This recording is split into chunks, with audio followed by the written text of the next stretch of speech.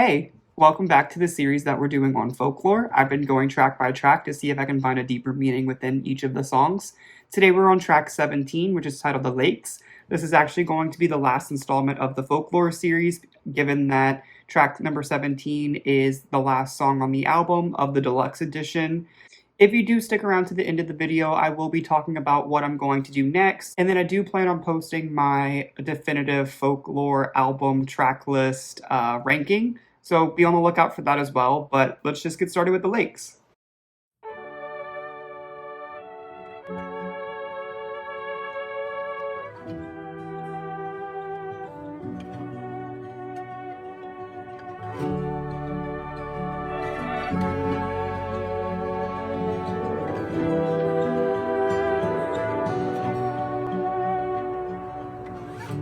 Is it romantic how all my elegies eulogize me?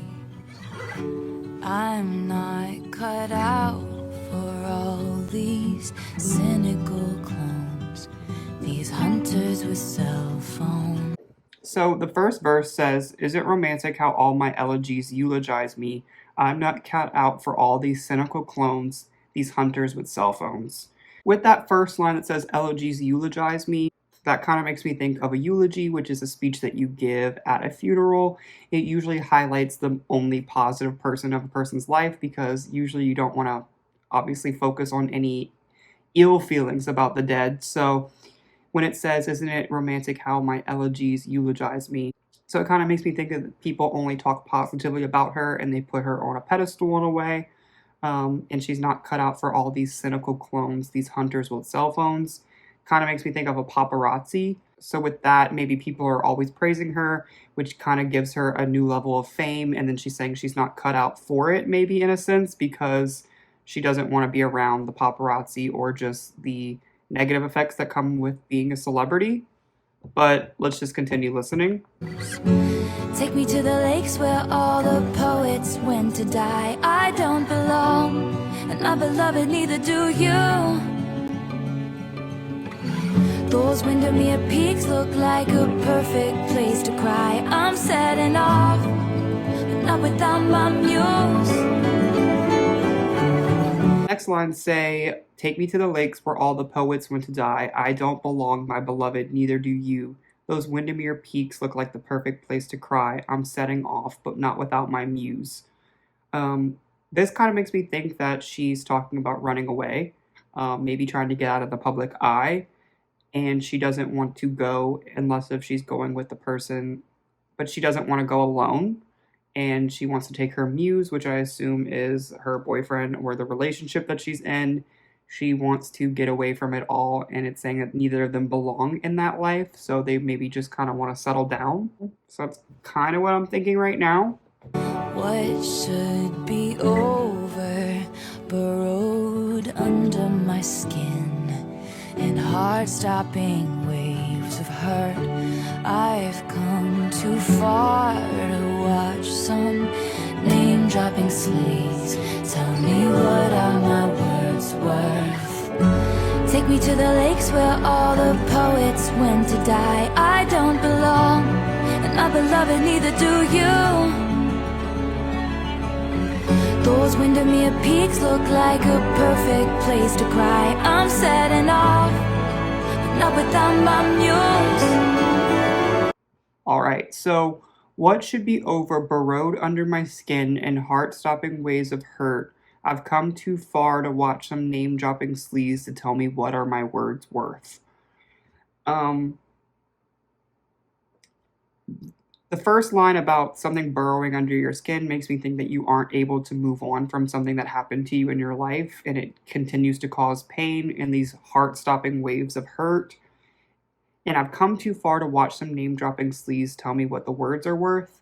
At first, I was kind of going to piggyback off of my line about like paparazzi, because people will sell your stories and twist your words, and she's not interested in hearing how the tabloids maybe will twist what she means into something that might be headline worthy.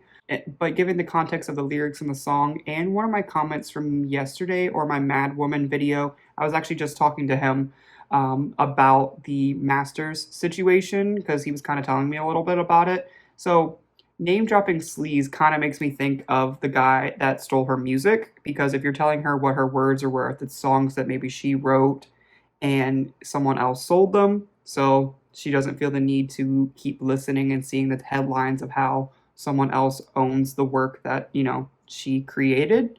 So that's kind of more what I'm thinking this is about, but I think my paparazzi thing could also work. But let's just continue. I want auroras and sad prose. I want to watch wisteria grow right over my bare feet, 'cause I haven't moved in years.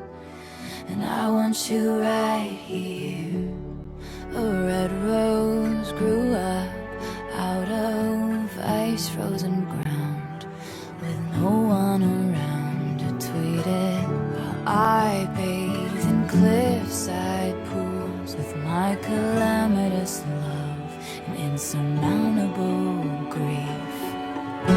Take me to the lakes where all the poets went to die. I don't belong, and my beloved, neither do you.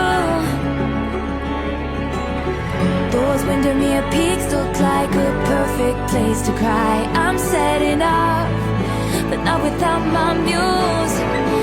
No, not without you. Okay, so I have to go back and read the lyrics of that bridge because it felt like so many things and words were just thrown at me. I want auroras and sad prose. I want to watch wisteria grow over my bare feet because I haven't moved in years. Before I even try to decode this next part, I have to say something about Taylor Swift being able to write about a simple concept, but make it the most, not difficult, but complicated, fancier words, elevated, whatever you want to say. But she could definitely elevate these songs with just kind of speaking it eloquently. With the wisteria, it's saying that she wants like bacteria or like plants to grow around her because she hasn't moved in years, because she's staying in one place, she's settling down, she's becoming one with the place that she's living through. So she's kind of feeling like she's becoming a part of that environment, and that sounds like that's what she wants. And then a red rose grew up out of ice frozen ground with no one around to tweet it. A red rose kind of makes me think of putting down roots, like I said, settling down out of the ice ground, out of maybe all the tumultuous situations that she's been in, and finally getting to that point where she can settle down and put down some roots, and there's no one around to tweet it. Back to my paparazzi thing that I think does work. There wouldn't be anyone around to report the news that she settled down or stuff like that, where she just finally feels safe in her own environment, away from public opinions, I guess. And then while I bathe in cliffside pools with my calamitous love and some, I can't even say it, surmountable grief. She can make me feel stupid sometimes because I don't even have thoughts on this next part. But that actually was the end of the lakes.